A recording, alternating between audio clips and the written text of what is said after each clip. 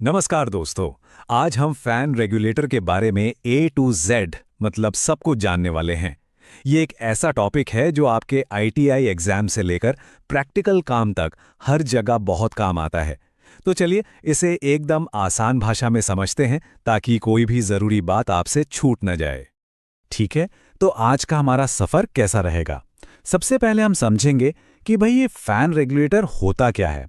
फिर हम देखेंगे कि ये कितने तरह के होते हैं और इनकी वायरिंग कैसे की जाती है। इसके बाद हम सेफ्टी की ज़रूरी बातों पर ध्यान देंगे और हाँ, आखिर में वो पॉइंट्स ज़रूर देखेंगे जो एग्जाम में बार बार पूछे जाते हैं। तो सबसे पहला और सबसे बेसिक सवाल, आखिर ये फैन रेगुलेटर है क्या चीज़? चलिए यही से शुरू करते हैं। अगर बिल्कुल आसान भाषा में समझे तो फैन रेगुलेटर एक छोटा सा इलेक्ट्रिकल डिवाइस है जिसका सिर्फ एक काम है, हमारे सीलिंग फैन की स्पीड को कंट्रोल करना। जब हम उसकी नॉब को घुमाते हैं तो ये पंखे को मिलने वाले वोल्टेज को कम या ज्यादा करता है और बस उसी से पंखे की स्पीड भी कम या ज्यादा हो जाती है। सिंपल। चलिए अब देखते हैं कि बाजार में और हमारे घरों में कितने अलग अलग तरह के रेगुलेटर देखने को मिलते हैं। कुछ पुरानी टेक्नोलॉजी वाले और कुछ एकदम मॉडर्न। मोटे तौर पर देखें तो फैन रेगुलेटर 3 तरह के होते हैं। सबसे पुराने हैं रेजिस्टेंस टाइप वाले, फिर आए इंडक्टिव टाइप और आज जो सबसे ज्यादा चलते हैं वो हैं अपने इलेक्ट्रॉनिक रेगुलेटर। चलिए एक एक करके तीनों को समझते हैं। देखिए, जो सबसे पुराने रेजिस्टेंस रेगुलेटर थे और जो आज के इलेक्ट्रॉनिक रेगुलेटर हैं, उनमें जमीन आसमान का फर्क है।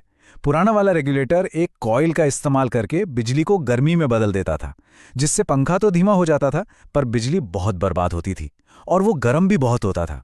वहीं नया इलेक्ट्रॉनिक रेगुलेटर एक स्मार्ट स्विच, जिसे ट्रायैक कहते हैं, उसका इस्तेमाल करता है। ये बिजली को बर्बाद नहीं करता बल्कि बहुत तेजी से ऑन ऑफ करके वोल्टेज को कंट्रोल करता है। नतीजा, बिजली की जबरदस्त बचत और गर्मी भी ना के बराबर। तो अगर हम तीनों की तुलना करें तो ये टेबल सब कुछ साफ कर देती है। इलेक्ट्रॉनिक रेगुलेटर ही असली विनर है। इसमें बिजली की बचत सबसे ज्यादा है, ये गर्म भी नहीं होता और इससे पंखे की स्पीड भी कट करके नहीं बल्कि एकदम स्मूथ तरीके से कंट्रोल होती है। यही वजह है कि आज हर घर में आपको यही मिलेगा। चलिए, थ्योरी तो बहुत हो गई, अब आते हैं असली काम पर। मतलब कि इन रेगुलेटर्स को जोड़ा कैसे जाता है, इनकी वायरिंग कैसे होती है और इनके काम करने का तरीका क्या है। फैन रेगुलेटर की वायरिंग करना कोई मुश्किल काम नहीं है, बहुत आसान है।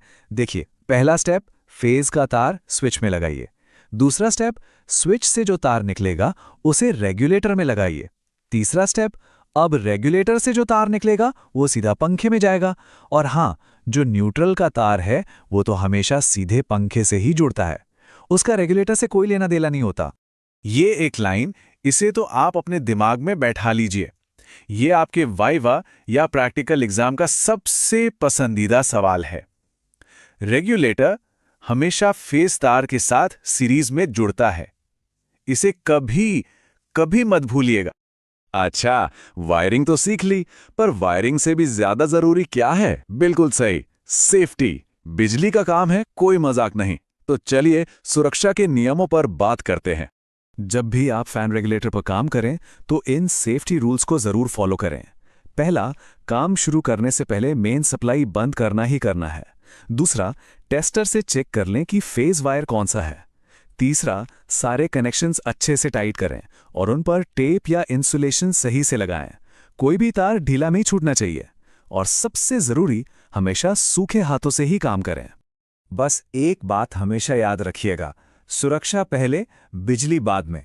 बिजली के साथ थोड़ी सी भी लापरवाही बहुत खतरनाक साबित हो सकती है। तो चलिए अब फटाफट से वो सारे की पॉइंट्स रिवाइज कर लेते हैं जो आपके एग्जाम और इंटरव्यू के लिए सबसे ज्यादा जरूरी है। ये 4 बातें हैं, इनको अच्छे से याद कर लीजिए। सवाल इन्हीं में से बनते हैं। पहला, रेगुलेटर का मेन काम पंखे की स्पीड कंट्रोल करना है। दूसरा, ये हमेशा फेज तार के साथ सीरीज में लगता है।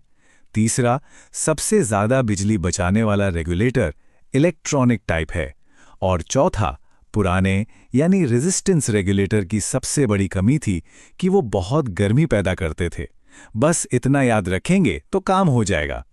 तो दोस्तों, इसी के साथ हम आज के टॉपिक के आखिर में आ गए हैं। चलिए एक बार जल्दी से देख लेते हैं कि हमने आज क्या-क्या सीखा। तो आज हमने फैन रेगुलेटर की पूरी कहानी समझी। वो क्या है, कितने तरह का होता है, उसकी वायरिंग कैसे होती है और सबसे ज़रूरी उससे जुड़े सेफ्टी रूल्स क्या हैं। हमने क्या है से लेकर कैसे काम करता है तक का पूरा सफ़र तय किया। तो जाते जाते एक सवाल आपके लिए छोड़ जाता हूं। जरा सोचिए कि इलेक्ट्रॉनिक रेगुलेटर पुराने रेगुलेटरों के मुकाबले बिजली बचाने में इतना असरदार क्यों है। इसका जवाब ही आपको मॉडर्न इलेक्ट्रॉनिक्स की असली पार दिखाएगा। उम्मीद है आपको ये जानकारी मददगार लगी होगी। अगर हाँ, तो इस वीडियो को लाइक जरूर करें और ऐसे ही और वीडियोस के लिए हमारे चैनल को सब्सक्राइब करना ना भूलें। धन्यवाद।